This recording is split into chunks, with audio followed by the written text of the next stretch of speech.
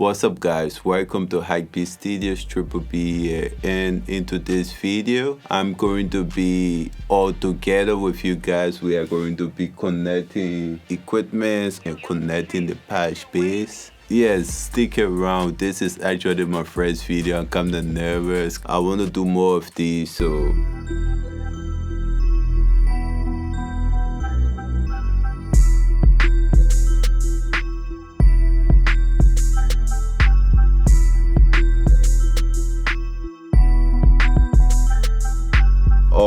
at the moment I have equipment in this DIY rack I built.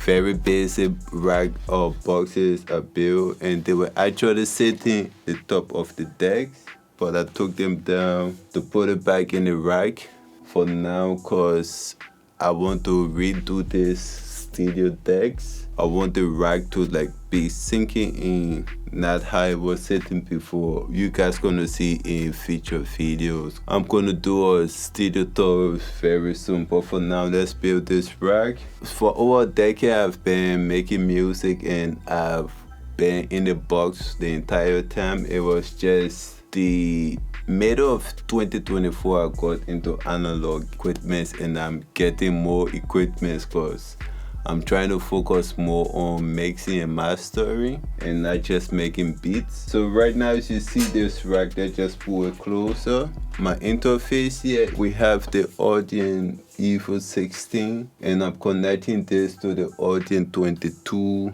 using ADAT cables. So these are the ADAT cables hanging in the back here. The two ADAT cable, one is for send and one is for return or in and outs. So we got the interface, and down here we have a Patchbay. It's from Behringer Pro Patchbay. I actually have two Patchbays, and yeah, I have a reverb from Yamaha REV100. How I want to arrange this, I want to put my interface and then Behringer microphone preamp extra force, but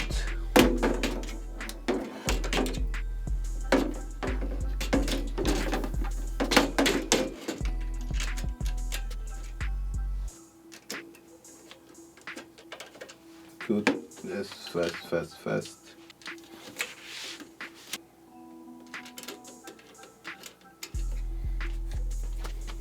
This is another preamp. This is my go-to preamp at the moment. But now that I have two microphone setups, I need two preamps. I know they are not matching, but like I said, I'm just getting into hardware gears or analog, and I lay my hands on whatever I can afford at the moment. Recently ordered a warm audio 2A compressor. It should arrive tomorrow or sometime this week. I'm gonna make a video on that, giving my first impression when the compressor lands. But this is a TL Audio IVORY 560 preset compressor and microphone preamp. It's really good, guys. It got some punch and power to it. So let's just unscrew it from the old rack. Okay, so I'm thinking this TL Audio preamp compressor is gonna come here, and then when the warm audio compressor comes tomorrow, it's gonna sit in this other space right beneath. And I have a denoiser for this compressor when I'm tracking focus. It's gonna sit right beneath here. So that's what we are going to do now. Got the first screw in.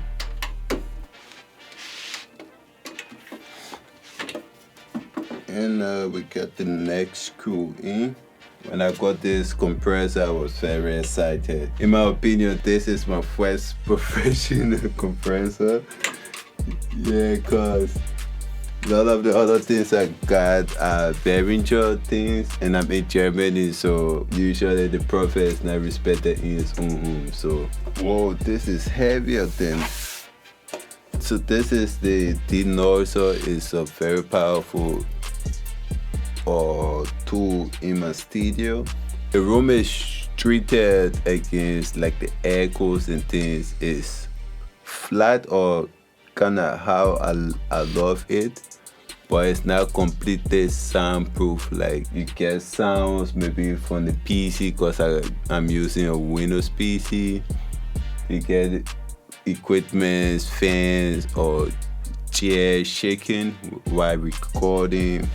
That's why I love this denoiser. It works, so I'm gonna keep using it. It's no longer working.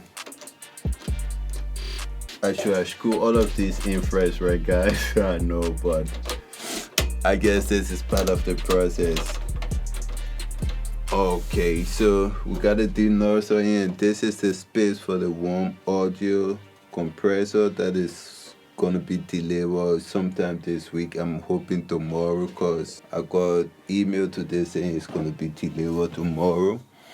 So this is where the warm audio is going to go. And now we got two spaces here. What can we put here? That's what I'm thinking about. We can definitely put another compressor down there. Okay, so the first DIY rack is empty. I still got purpose for these wools, so it's just gonna be somewhere in the back. My only regret so far getting into analog equipment or going out of the box, it's not the gears. I love the gears. I love how it appears or how it look in this studio. I like what it does to my sound when I'm using it to make music or mix music, but there are some disadvantages and drawbacks. What I hate is the cables. The first time I got cables, I got some cheaper cables and I regretted it really fast. So cables are a huge issue on the Apple gears. You need the right cables. Now what can we add? This is the second rack. We have a compressor in there. We got reverb and another Patchbay. We have more gears here. After the denoiser, we got one compressor up already for this. The reason why I want the compressor is matching colors, I guess. So I need something here that matches. This is a exciter from Behringer dual process sound improvement. It's an exciter. It's good sometimes. I use it sometimes, not most times. This is another good compressor from Samson. What else do we have? We have a suppressor or de-esser right here, so I guess we'll put the de-esser after the denoiser. Yep, and the rest, like reverbs and other things, gonna go down. So let's finish the upper section first, and then I adjust the camera angle for down for the lower part of the rack. So let's screw in the de-esser or suppressor. I know you guys are here for the interesting part, which is the cable connections and how it's gonna sound in the final run. So let's get to that real fast, okay guys? I'm trying my best to be super fast. And usually I just love to leave little space here for my Patchbay. If I want to change the mode from normal, have normal parallel. This is for power distribution. One goes out from here into the wall or the socket, and it distributes or power everything within this gene.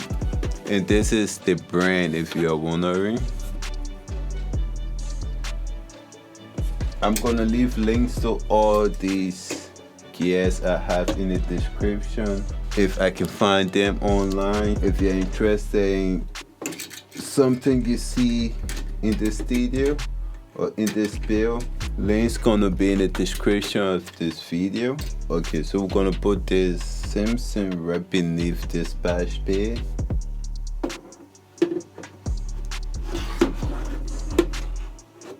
It's a compressor if you are wondering. I guess I already mentioned it before. Usually I use this Samson for like samples when I'm making beats on my melody bus. And this has compressor on the drum bus, and when I'm recording I usually use preamps. I don't compress a lot when recording, so once I'm hitting maximum peak around -7, -6. That's what I aim for. And the lowest is -12. And with this the audio compressor, like they don't have like 2:1, 4:1 with the ratio, so there's a way I just know when it's right. I just know when it's right, trust me. The first session is done. My camera rig is so big to show you guys around, but let's do it. Okay, so how can I do it without disconnecting? But I guess you guys can see, man. You can see it, right? Yeah, this is the build, guys. This is how sick it looks at the moment. And now we're gonna focus on the lower section. Right now my studio is a mess. That's why I'm not trying to show everywhere. We got a few more equipments left to put in the lower section of the rack. And we'll get to the back and start connecting using cables. So let's be very fast. This is a reverb unit. I love this reverb when I'm making beats or mixing. Okay, this is the last compressor I have. This is a Autocom Pro from Behringer. This is the second Patchbay that I have, also from Behringer. I'm in Germany and most of that stuff kind of old school, but it's worth it. I'll put the Patchbay in. This is the last one we're gonna plug in. Okay, so guys, I found out the screw in all the equipments, and now we're gonna get to the back part of it and start connecting cables.